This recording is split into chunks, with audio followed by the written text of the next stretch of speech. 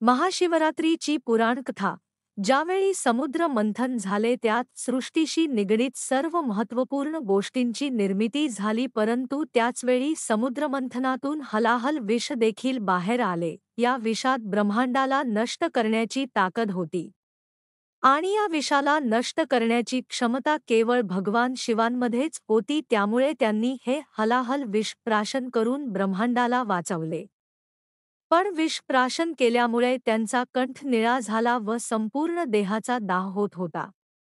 वैद्यांनी भगवान शिवांना संपूर्ण रात्र जागून काढण्याचा उपाय सांगितला. सर्व देवांनी भगवान शिवांना बरे वाटावे म्हणून रात्रभर गायन आणि नृत्याची व्यवस्था केली.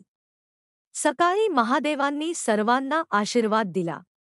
या संपूर्ण घटनाक्रमामुळे सृष्टी वाचली म्हणून या दिवसाला महाशिवरात्री असे म्हटले जाते. अंगाच्या होत असलेल्या दाहामुळे भगवान शिवांनी या दिवशी तांडव नृत्य देखील केले होते. महाशिवरात्री या दिवशी भाविक संपूर्ण दिवस उपवास करतात. भगवान शिवांचे शिवलीलामृत, महारुद्र, भजन, गायन इत्यादीचे आयोजन केले जाते.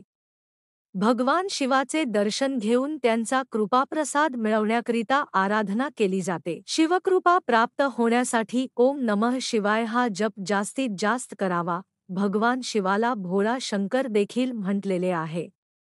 उपासना केल्यावर त्वरित प्रसन्न होणारा आणि इच्छित फळ देणारा हा महादेव सर्वांचे कल्याण करणारा आहे. शिवपुराणात एक कथा सांगितली जाते ती अशी. शिवपुराणातील कथा.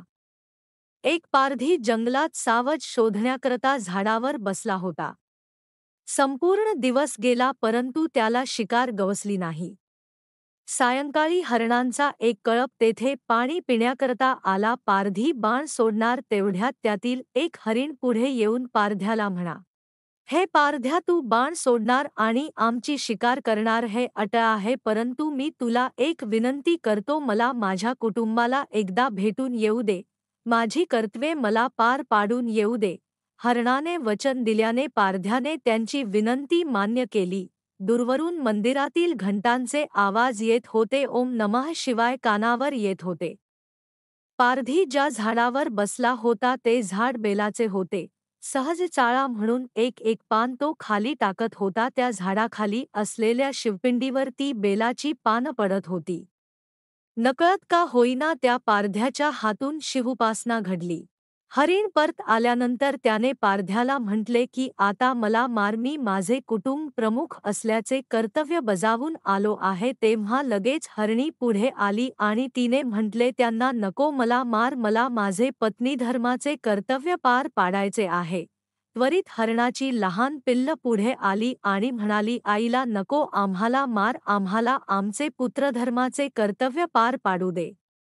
ते पाहता पारध्याच्या मनात विचार आला, हे प्राणीमात्र असून देखील आपापल्या कर्तव्याला चुकत नाहीत, तर मी माझा मानवधर्म, दयाधर्म का सोडू. त्याने सर्वांना जीवदान दी. देवाधिदेव महादेव हे सर्व पाहून हरणावर आणि पारध्यावर प्रसन्न झाले आणि त्यांनी त्या सर्वांना कृपाआशीर्वाद दिला.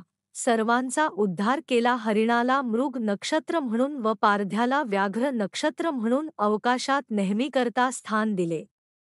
हा प्रसंग ज्या समयास घडला तो दिवस महाशिवरात्रीचा होता.